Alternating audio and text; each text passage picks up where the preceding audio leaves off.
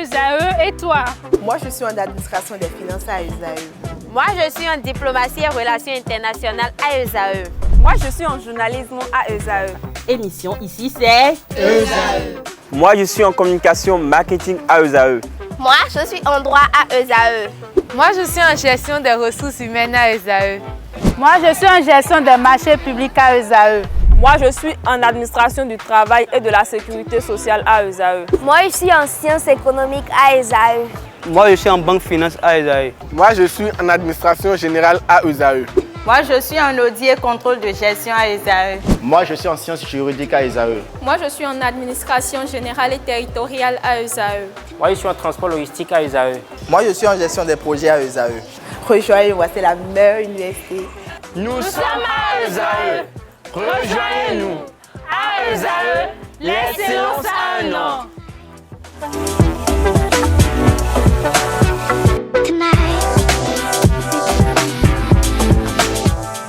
Bonjour à toutes et à tous, bon réveil dominical, bienvenue sur l'invité de ce dimanche. Ce dimanche, chers amis internautes, nous ne parlerons pas politique, nous parlerons aviculture au Bénin. À cet effet, je reçois pour vous ce dimanche Constant Kanoukou, il est le président de l'IAB, l'interprofession de l'aviculture du Bénin. Avec lui, nous parlerons du développement de ce secteur au Bénin. Nous parlerons d'aviculture notamment. Nous parlerons également de cette volonté du gouvernement d'interdire les importations des poules et œufs congelés à partir de décembre 2024. Bonjour à vous, Constant Kanoukou.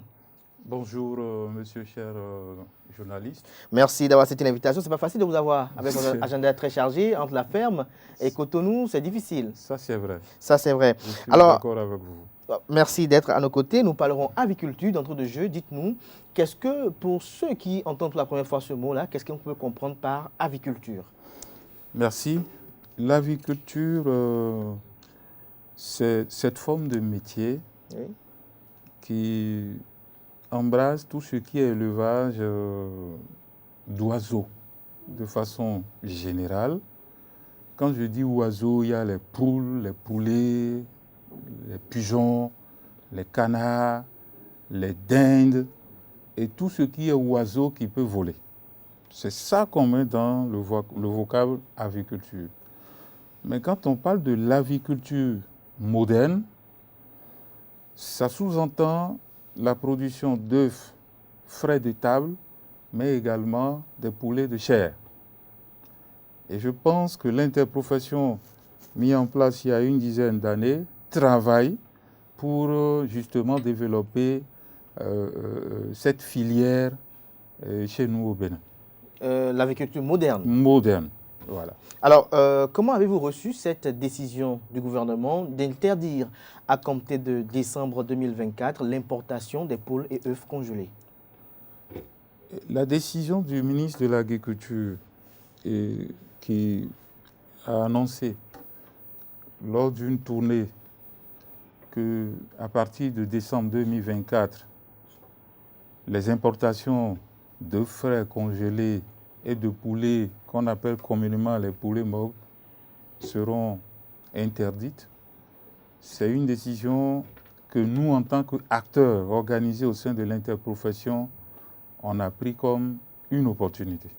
Une opportunité, pourquoi? Une opportunité parce que le développement d'une filière, ça passe par un certain nombre de décisions politiques. En 2016, au moment où le président Patrice Talon était arrivé fraîchement, l'interprofession avait envoyé un courrier et on avait eu le privilège d'être reçu par le président de la République. Donc en ce temps-là, la décision qui vient d'être prise, nous on l'avait souhaité, on l'avait voulu auprès du président de la République. Si 2016 et quelques années après, le gouvernement a pris une décision, nous, en tant qu'acteurs, on l'accueille comme une opportunité. Opportunité parce que ça va permettre le développement de la filière dans sa globalité. Parce que depuis lors que la filière est organisée, il n'y a que son compartiment production de frais de table qui a connu une avancée notable. Sous l'impulsion, bien sûr, d'un programme que le gouvernement a mis en place, le PNDF œufs de table, qui, ces dernières années, avait fait un boom dans le secteur. Et c'est ça qui a fait qu'aujourd'hui, il y a les œufs en qualité et en quantité pour nourrir les populations du Bénin. Mais la partie production de la viande de volaille est restée dans sa portion congrue. Tout simplement parce que, justement, elle est confrontée à cette concurrence déloyale de ces poulets morgues. Pourquoi vous avez baptisé ça poulet morgue? Poulet morgue, c'est comme ça que ça s'appelle? Oui, c'est comme ça on les appelle en fait. Pourquoi morgue? Poulet morgue parce qu'on ne sait ni le jour où ils ont été abattus, dans quelles conditions, et puis ça prend par le bateau pour venir ici, des bateaux dans des conteneurs frigorifiques. Donc, on ne sait apprécier ni le délai et la qualité de ce type de poulet avant que cela n'accoste à nos côtes ici. Donc ça veut dire que vous soupçonnez un peu la qualité de ces qu'on le veuille ou non, il y a toujours un souci par rapport à un produit dont vous ne connaissez ni l'origine. Bon, je ne veux pas dire origine.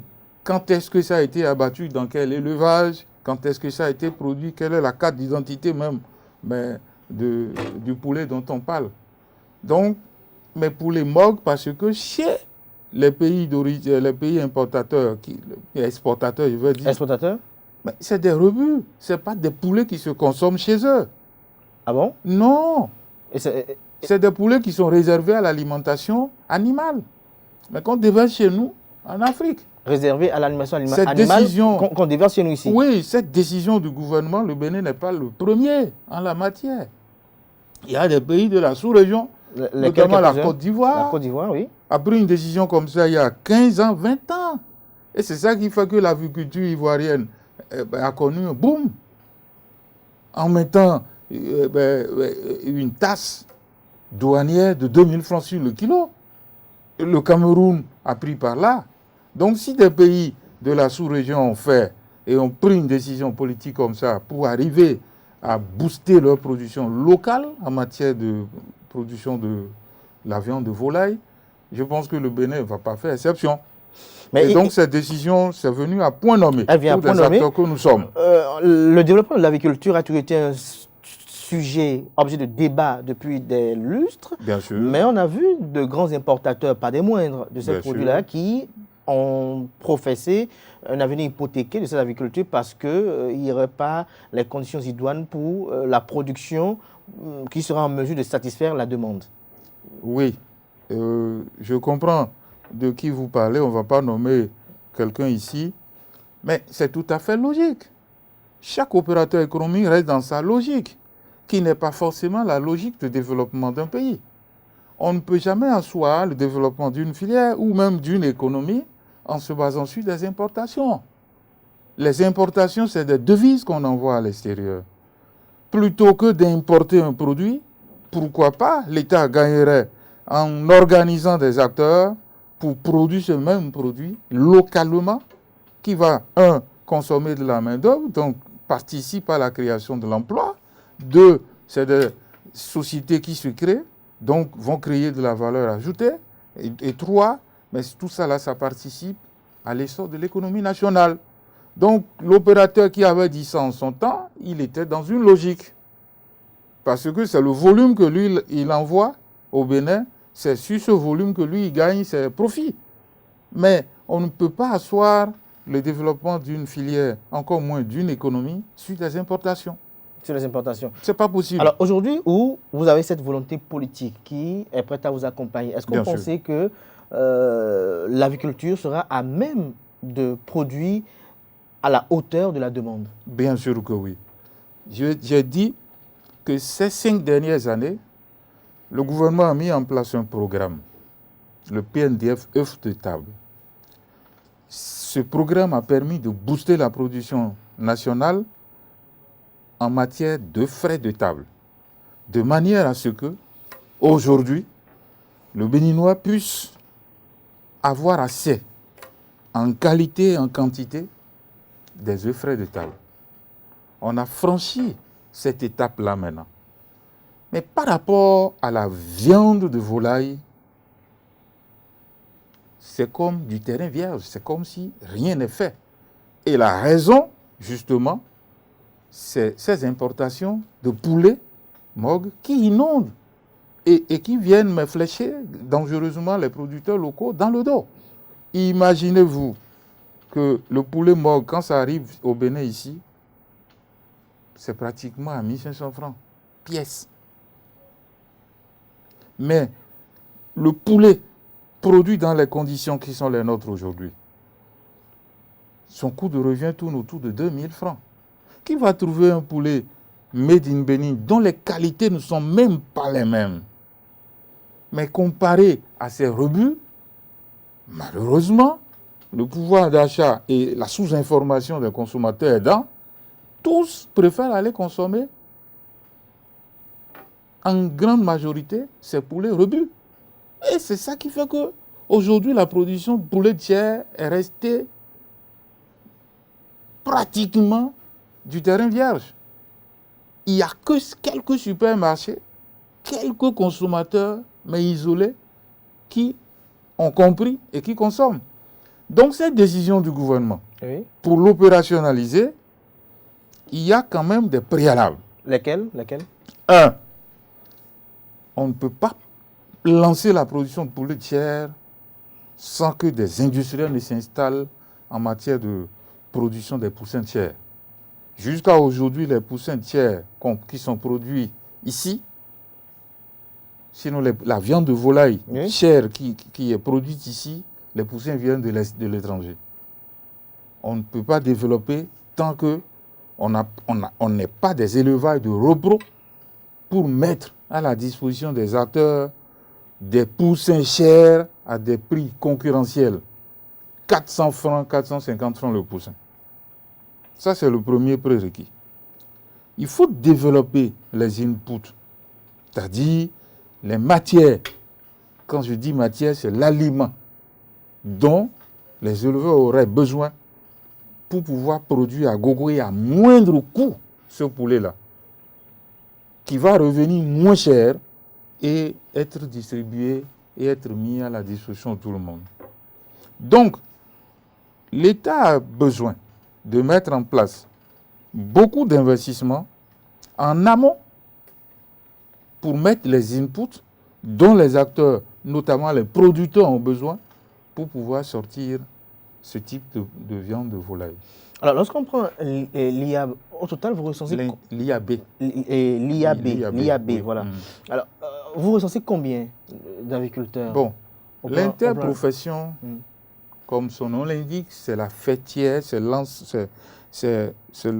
l'organisation fêtière nationale qui gère la filière avicole du Bénin.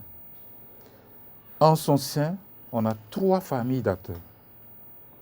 On a la famille d'acteurs qui se situe en amont. Ça regroupe tous les provendiers, les fabricants d'aliments, les couvoirs qui sortent les poussins, les docteurs vétos qui assurent l'encadrement technique des élevages, et que sais-je encore.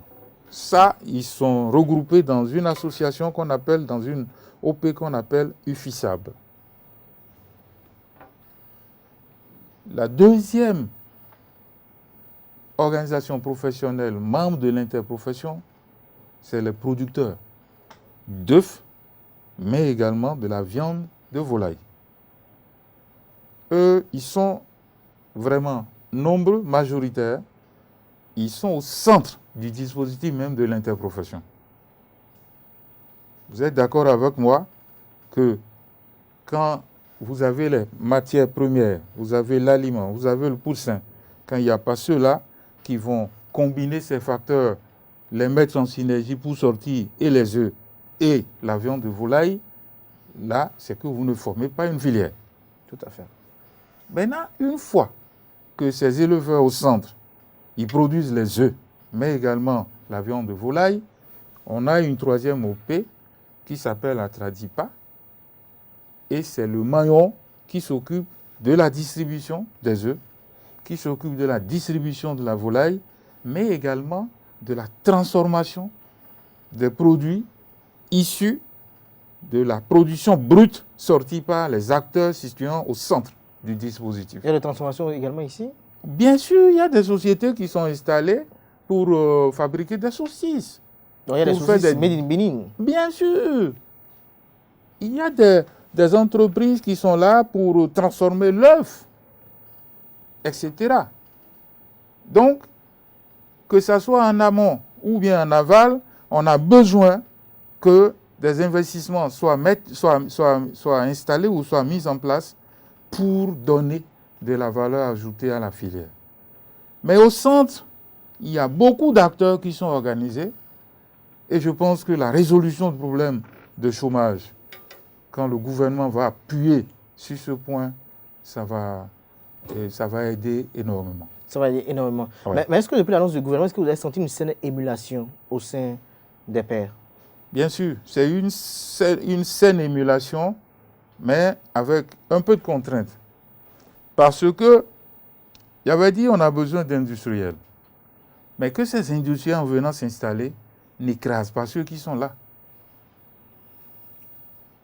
On ne fait pas le développement pour, mais on fait le développement avec.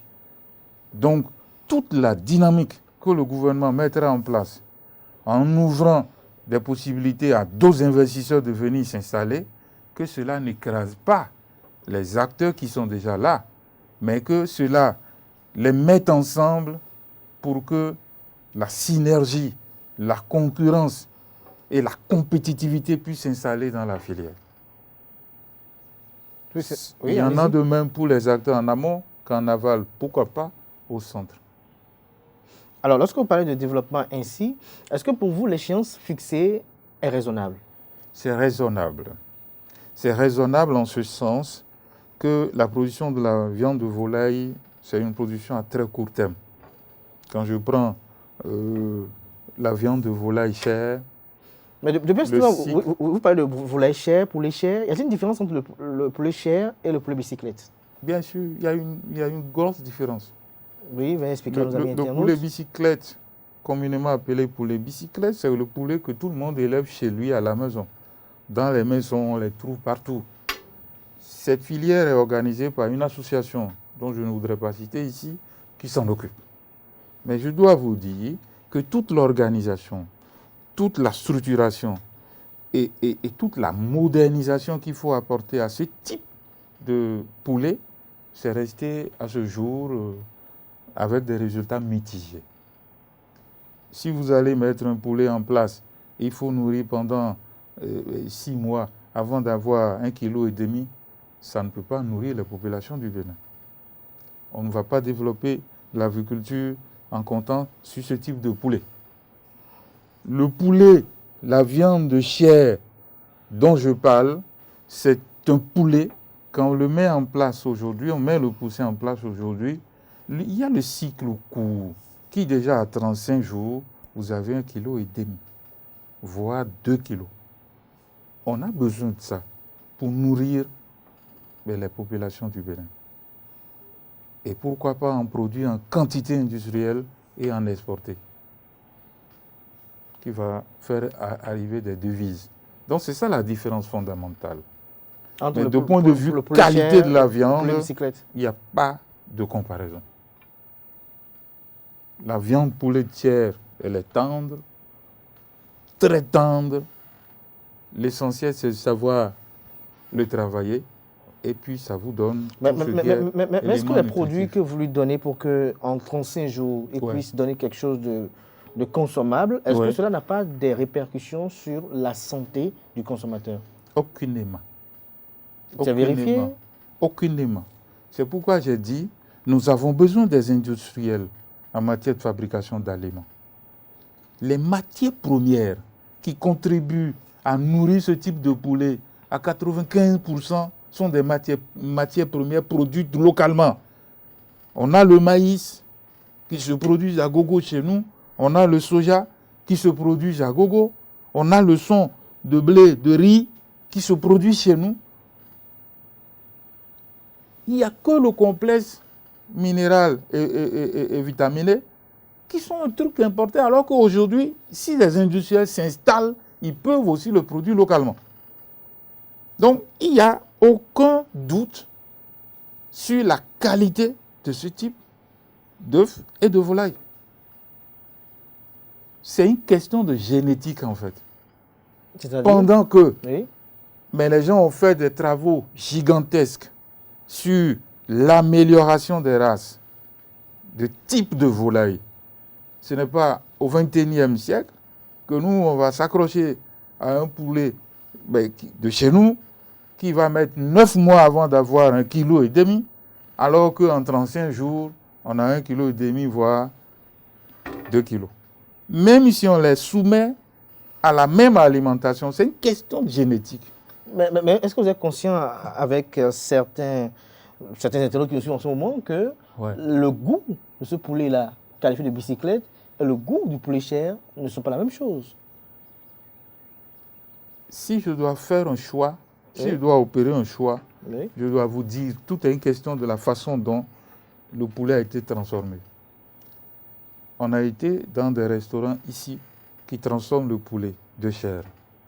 Quand vous consommez ça, je pense que vous allez refuser ce que vous appelez poulet bicyclette. Des gens l'ont fait. Et puis on a reçu des étrangers qui sont venus chez nous. On a voulu leur faire plaisir, mais en leur donnant ce que nous on appelle poulet bicyclette, mais ils ont déchanté. Ça ne s'appelle pas chair, mais c'est du squelette. Ça n'a pas de viande. Ça n'a pas de chair. Si on veut manger de la chair, on mange de la chair. Mais si c'est du squelette où on veut croquer des œufs, en ce moment, on fait aussi le choix. Est-ce que vous comprenez ce que je dis? Donc, tout est dans la façon dont le poulet a été transformé. Aujourd'hui, il y a des travaux qui sont en cours par des techniciens à l'université pour améliorer un peu cette race qui est en fait notre identité. Mais il faut la faire évoluer pour que, plutôt que de le mettre quelque part, le nourrir pendant 9 mois avant d'avoir 1 kilo ou 2 kilos, que ça commence par venir et puis avec 2 mois, 3 mois, on puisse avoir un gain de poids substantiel. Simple question, petite digression positive quand même. Est-ce que les vaudouisans achètent des poulets chez vous? Bien sûr. Bien sûr. Ils utilisent aussi des poulets chers? Bien sûr. Ils ne connaissent pas ce qu'on appelle poulet cher. Mais quand ils trouvent les coquelets, ils prennent. Quand ils trouvent nos poules réformées, ils confondent ça à des coques, mais ils prennent. Mais il n'y a pas de différence entre nos poulets locaux, bicyclettes, et les poulets importés. En réalité, la différence, comme je viens de vous le dire, c'est une affaire d'amélioration génétique, du patrimoine génétique du poussin. Qu'est-ce qu'on lui a dit? Qu'est-ce qu'on lui a mis dedans et qui doit exprimer? Quand il s'appelle poussin de chair, on lui a mis dans son patrimoine génétique que, en 35 jours, toute chose égale par ailleurs, quand on te donne l'aliment requis, tu dois donner 1,5 kg, 2 kg de viande. Mais qu'est-ce qui est dans la génétique de nos poussins qu'on a à la maison? En 3 mois, il est encore chétif. Est-ce que vous voyez? Même si vous les mettez en enclos, vous leur donnez de la provende, ça ne peut pas exprimer le poids attendu. Mais aujourd'hui, il y a des techniciens, nationaux bien sûr, qui sont en train de travailler, et c'est ça qui donne naissance à ce que vous appelez les Goliaths. Vous avez entendu parler? Tout à fait. Voilà. Ça, c'est une forme de poulet race locale, mais déjà un peu améliorée. Je ne compare pas, il n'y a pas de comparaison entre le compte d'exploitation d'un poulet Goliath et d'un poulet de chair. Non, il n'y a pas de comparaison. Pourquoi? Quand bien même, c'est déjà un travail, un début de travail qui est fait. Mais pourquoi il n'y a pas de comparaison? En termes de rentabilisation, il n'y a pas. C'est comme le jour et la nuit. Le jour et la nuit. Ouais. Alors, nous allons progresser vers la fin de cet entretien. Alors, quelles sont les autres difficultés auxquelles vous êtes confrontés dans votre secteur, en dehors de tout ce que vous avez énuméré tout à l'heure, et qui nécessitent une résolution avant l'opérationnalité de cette décision-là? Oui, bon, sinon, je dois avouer que ces 5 dernières années, le gouvernement a mis beaucoup de dispositifs en place pour accompagner les acteurs. Entre-temps, pour obtenir un financement, pour pouvoir aller même au fonds de roulement, parce que c'est une activité qui sollicite beaucoup de fonds de roulement, les banques sont réticentes. Aujourd'hui, il y a un dispositif qui s'appelle FNDA qui allège la tâche, qui partage le risque aux banques pour pouvoir remettre du financement au profit donc des acteurs. Cette difficulté existe toujours, mais c'est avec une moindre mesure. Mais la difficulté essentielle qui se pose aujourd'hui, c'est la modernisation des installations. On ne peut pas développer une filière en étant à 90-95% aux moyens artisanaux. Ce n'est pas possible. Mais malheureusement, les banques sont réticentes pour aller à des crédits d'investissement. Et c'est ça qui explique le fait que le secteur, même au niveau du moyen de production, l'outil de production reste et demeure artisanal. Donc, on a du chemin à faire à ce niveau-là. Développement d'une filière, c'est aussi de l'industrialisation. Et il faut vraiment que des banques favorables pour mettre beaucoup de fonds, pour favoriser la mise en place des investissements, ces banques puissent être installées. Ou celles qui sont là, que les conditions que le gouvernement leur offre leur permettent d'y accéder. L'autre difficulté fondamentale, c'est la fluctuation des prix des matières premières. Cette année, le gouvernement a pris une mesure d'interdire qu'aucune matière première locale, notamment le maïs, le soja, ne franchisse de façon frauduleuse nos frontières. Je pense que c'est une très bonne décision, quand bien même ça va pénaliser certains intermédiaires. Parce qu'en réalité, le producteur, lui, il vend toujours son prix à ses intermédiaires, au même prix. Vous comprenez ce que je dis? Donc, ça a permis la disponibilité de ces matières fondamentales pour nourrir la volaille. Je veux citer le maïs, le soja, mais à des prix raisonnables. L'année dernière, on a trouvé le soja à 600 francs le kilo. Le maïs est allé à 250-300 francs le kilo. Dans ces conditions, on ne peut pas développer l'agriculture. Donc, les fluctuations des prix, c'est un paramètre déterminant quand on veut lancer, booster une filière. Et je pense que les mesures que le gouvernement a prises cette année, si des investisseurs viennent et de commun accord et en synergie avec les acteurs qui sont déjà présents sur le terrain, si on peut stabiliser ces prix pour mettre en quantité et en qualité les inputs dont les éleveurs ont besoin pour produire, la décision sera appliquée aisément et les acteurs mettront à la disposition donc des consommateurs d'abord des œufs en quantité et en qualité, mais aussi de la viande de volaille en quantité et en qualité pour nourrir les populations. Lorsqu'on parle de viande de volaille, est-ce qu'on parle aussi des dindes? Bien sûr. J'avais dit, c'est tout ce qui est volaille qu'on met dans le vocable aviculture. Bon, pas volaille. Oiseau volant. Oiseau. C'est tout ça on met dans aviculture. Est-ce que vous voyez?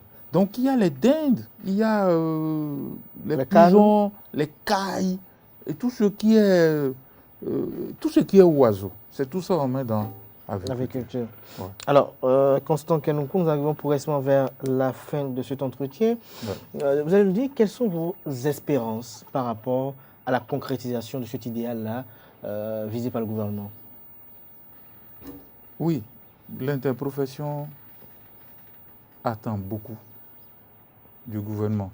À l'instar du programme de développement de frais de table qui en 5 ans a fait ses preuves avec des résultats qui sont palpables, tangibles. Nous, en tant qu'acteurs organisés au sein de l'interprofession, nous attendons beaucoup du gouvernement.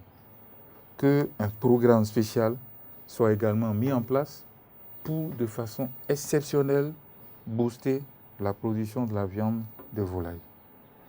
Ce programme, pour lui donner une réussite totale, a besoin de l'adhésion et la participation active de l'ensemble des acteurs. Même si des investisseurs étrangers viendront en renfort, que ces investissements étrangers viennent pas en écrasant ceux qui sont là, mais en les associant, en les mettant dans une même dynamique, dans une même synergie, pour que, ensemble, la filière puisse sortir la tête de l'eau, notamment dans son compartiment production de la viande de volaille. Mais est-ce que vous ne créez pas un bras de fer avec les importateurs de produits congelés? Du tout pas, bien au contraire. Nous, en tant qu'interprofession, on avait enclenché une démarche envers ces importateurs en les associant à la dynamique. Ils ont déjà toutes les installations en matière de chaîne de froid. Donc, ils ont également une expertise en matière de distribution de la volaille. Et même au-delà de nos frontières. On les mettra à contribution, puisque la production qui sera faite sera tellement abondante qu'il aura du poulet à manger pour tous les Béninois, mais il va rester encore une quantité importante qu'il faut envoyer dans ces réseaux de distribution que eux ils maîtrisent, que nous on ne maîtrisait pas. Donc on va organiser tout cela dans la troisième famille de distributeurs, donc de transformateurs, pour que une fois la volaille... À vous entendre là, on peut dire que l'essor de cette filière avicole-là va résorber un peu, un tant soit peu, le chômage. La filière avicole, avec cette annonce du gouvernement, si toute chose égale par ailleurs, ça devient une réalité et que ça s'applique dans... La plénitude de l'expression. Voilà, il n'y a rien à faire, ça va faire des économies d'échelle. Et ça va profiter à tout le monde. Un mot à tous les acteurs de la filière avicole qui ont bien reçu cet entretien parce qu'ils ont vu que, tiens, c'est le président qui était de passage sur l'émission. Un mot en donnant droit dans la caméra pour conclure. Chers acteurs organisés au sein de la filière avicole, nous avons le vent en poupe. Le gouvernement vient de faire une annonce, mais une annonce que nous ne devons prendre comme étant une opportunité. Nous devons nous mettre au travail pour pouvoir saisir toutes ces opportunités qui s'offrent à nous afin de tirer meilleur parti. Ça va contribuer au développement de notre filière, ça va contribuer au développement de notre économie.